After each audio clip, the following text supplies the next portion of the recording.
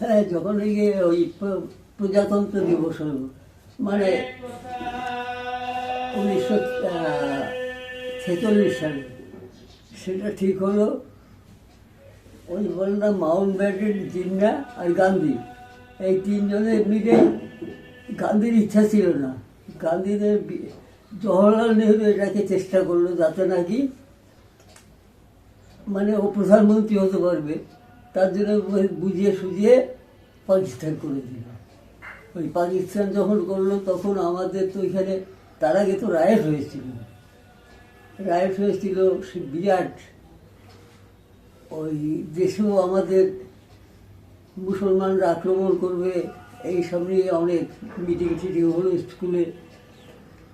সেই স্কুলের মিটিংয়ের থেকে সব আমাদের গ্রামের যত মুসলমান ছিল, গ্রামের মানে পাশের গ্রামে, তারা সব ঠিক করলো যে না, হিন্দুদের এখানে থাকবে এবং আমাদের, কেন আমরা ওর থেকেই বিক্রি করি মালপত্র, হিন্দুরাই বেশি দুধ ফুল এইসব কেনে, অতএব আমাদের এখানে হিন্দুদের উপরে কেউ আক্রমণ করবে না। এই মিটিং টিটিং হলো, হওয়ার পরে না, তার মানে তোমরা আগেই জানতে পেরেছো যে ওইটা পাকিস্তান হয়ে যাবে? হ্যাঁ, মানে আমাদের কোনটা তখনও ভাগ হয়নি, কোনটা পাকিস্তানের ভেতরে হবে, কোনটা বাইরে হবে। তারপরে ডিক্লেয়ার হলো যখন, তখন দেখা গেল যে আমাদের ফরিদপুর ডিস্ট্রিক্ট, বরিশাল, নোয়াখালী, এইসব জায়গা সব পাকিস্তানের আন্ডারে পড়বে।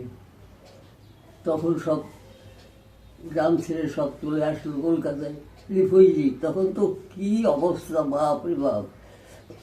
তখন তো আমরা চলে এসেছি কলকাতায়, শিয়ালদা, হাওড়া, একেবারে মানে স্টেশন বোঝাই বাইরে সব হিন্দুরা, রিফিউজি। তারা এসে সেখানে জড়ো করলো। আমরা সব স্কুলে পড়তাম এই কলকাতায় এসে, আমরা সব বিতরণ করতে দিতাম, চা, চিড়ে, মুড়ি, বাতাসা, চিনি, এইসব দিয়ে গুড় দিয়ে সব শিয়ালদা, হাওড়া সব আমরা ভলান্টিয়ার সব দিয়ে আসতাম। তো তোমরা ভলান্টিয়ার হলে কি করে? তোমরাও তো তখন ওইখান থেকে এসেছো। হ্যাঁ, আমরা এসে তো, আমি ভর্তি হয়েছিলাম স্কুলে, স্কুল থেকে সব আমাদের একটা করে ব্যাচ লাগানো দিত, সেই ব্যাচ নিয়ে আমরা ট্রেনে এতে কালেকশন করতাম।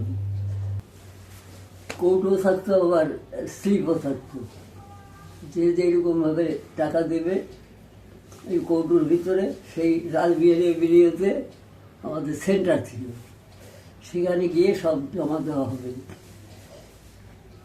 চিড়ে, গুড় এইসব কত যে দিয়েছি আমরা, শিয়ালদা, হাওড়া। আমরা শিয়ালদাটাই করতাম, কেন হাওড়াটা আবার অন্য ডিপার্টমেন্ট, ওরা করতো।